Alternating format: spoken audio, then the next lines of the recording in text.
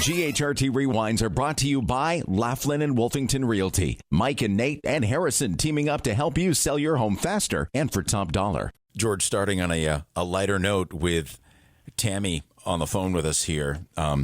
Originally, I had heard her son Graham, who is missing, his last name pronounced as Lacher. So I went with Lacher. And then I received an email telling me it wasn't pronounced Lacher. It was actually pronounced Lacher. And then come to find out it's not Lacher or Lacher, it's Lacher. And so welcome to our world. So Tammy Lacher Scully of Belfast, it's good to have you on our program once again. And my apologies for now thrice or twice mispronouncing the name. And I hope you can forgive me for that. Of course. Thank you for having me. It's an unusual name, and people mispronounce it all the time. It's not a problem. Okay. Well, we've been following the story. I guess just to update the audience who may not know, your disabled son, Graham, is 37 years old, has been missing, and I think the date is June 6th. You're desperate to find news about him. Everybody is searching that can be searching, but other than a few sightings that I heard about that weren't confirmed, you still don't have any positive information. What's the latest? Well, you're right. We still don't have a single confirmed sighting since probably a few days after he left. We saw him on surveillance footage 2 hours after he bolted into the woods. So we've had promising sightings of people whose appearance and behavior fit what we imagine Graham to be behaving like right now. But we've been unable to confirm any of those sightings. Tammy, we read the item that the Bangor Daily News published, in which you wrote that you believe your son is still alive and that he is not, and I think this is a critical point that some people need to understand, he's not suicidal. Can you share more about that? Sure. I think that sometimes when people, the general public who don't perhaps have a family member who suffers a mental health issue, when they hear that someone has a mental illness, they often go to the idea of depression and suicidal thoughts. And certainly his behavior was something that placed his life in jeopardy. To run away with absolutely nothing but the clothes on your back is not what most people would consider a rational decision. But Graham is actually preoccupied with his own well-being. He's very much interested in diet and nutrition. The fear that comes with schizophrenia is largely about one's own safety. So he's not rational about those thoughts. He believes that people mean him harm who do not mean him harm, but he's not at all trying to end his own life. He's trying to preserve his life, even though the thoughts that lead him to do what he does are delusional and certainly look like they go in the opposite direction. As far as he's concerned, those voices inside his head are what he trusts more than what the rest of us would call kind of rational evidence. I know mothers never give up, and you will never give up. We should note that he's on the autism spectrum, which makes it even more complicated and makes him very non-social.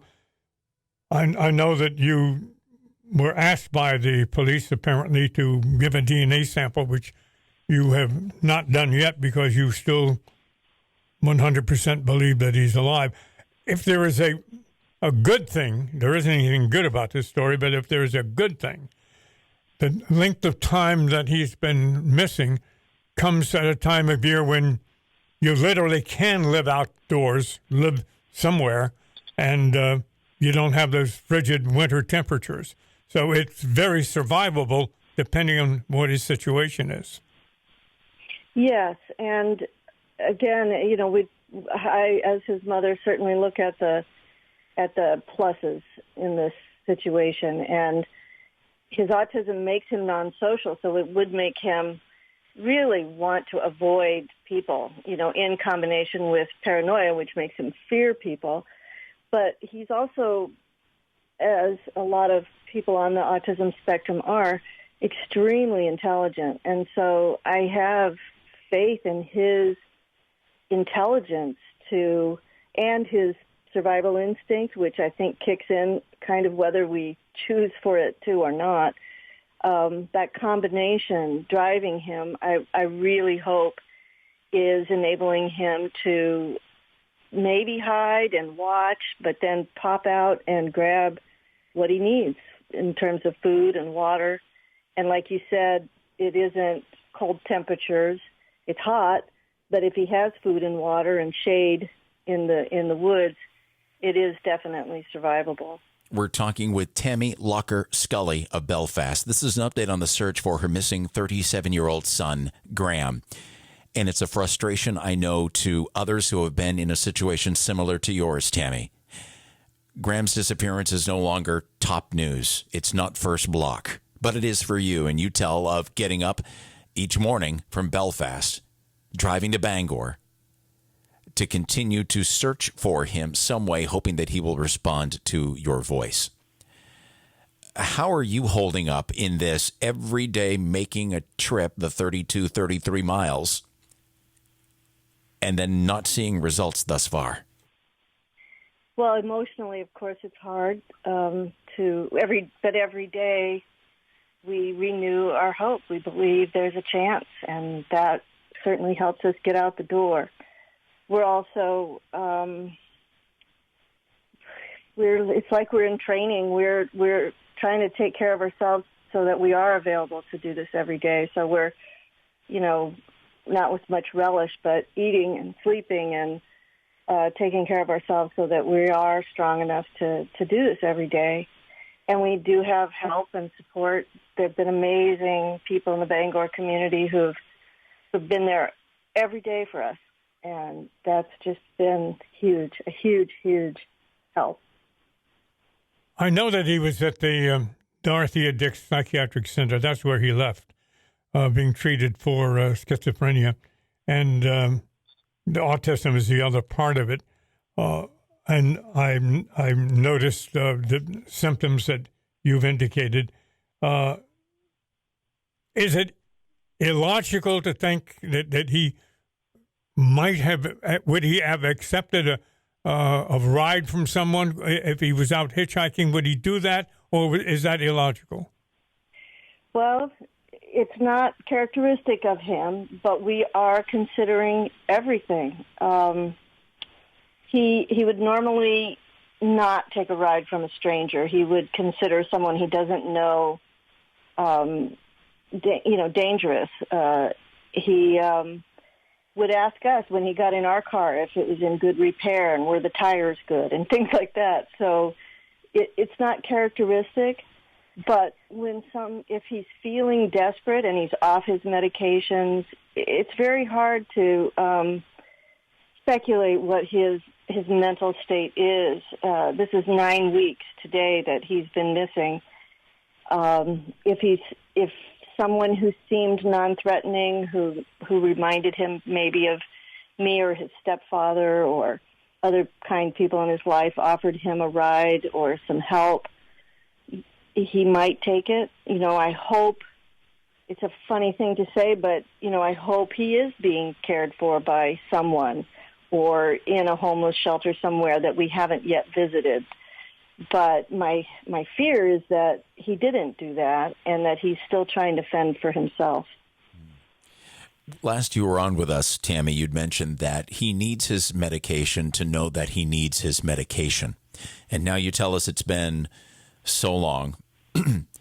Is there a risk to his health beyond controlling his schizophrenia in not having access to his medications?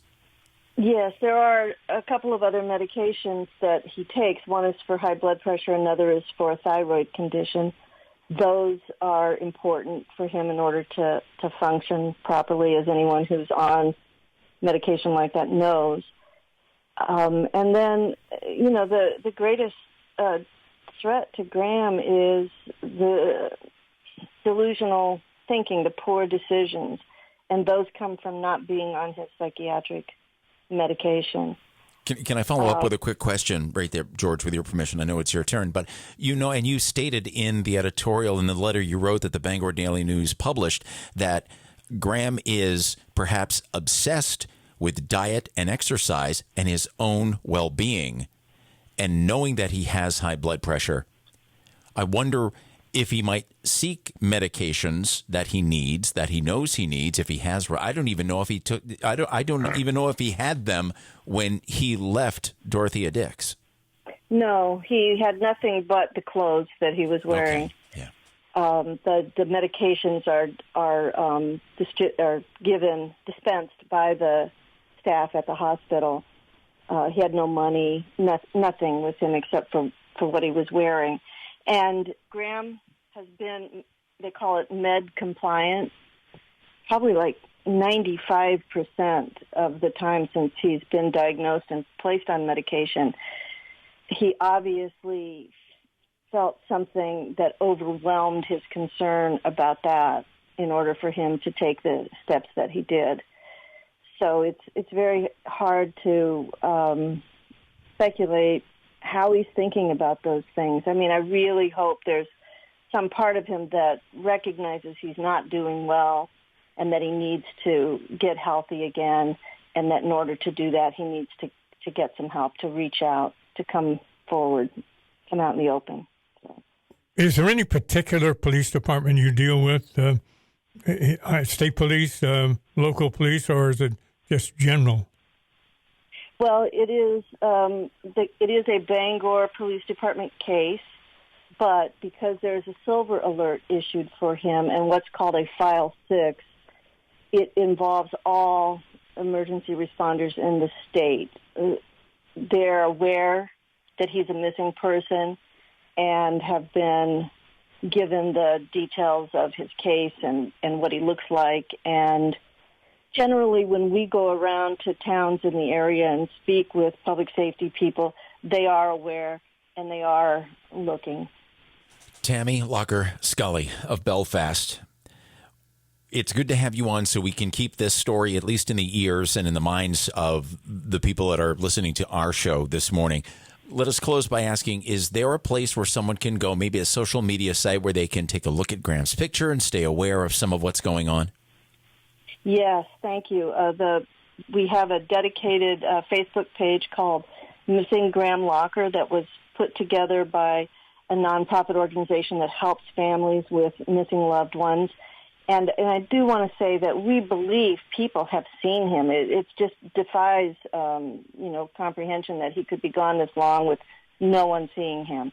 We just are feeling that people aren't aware. We encounter people all the time who either don't know he's missing or have thought that he's been found by now. So public awareness is absolutely crucial in this case because everything rests on somebody seeing him and reporting that to authorities. And if you don't know the local police number, just call 911 if you see someone who resembles Graham. Tammy Lacher Scully. We'll talk to you again, hopefully with some happy news. And thank you for being a part of our program this morning. This is the George Hale Ric Tyler Show. You're listening to VOM. GHRT Rewinds, brought to you by your hometown real estate team, Laughlin and Wolfington Realty. Thinking about selling your home? Call 629-9211 and start packing.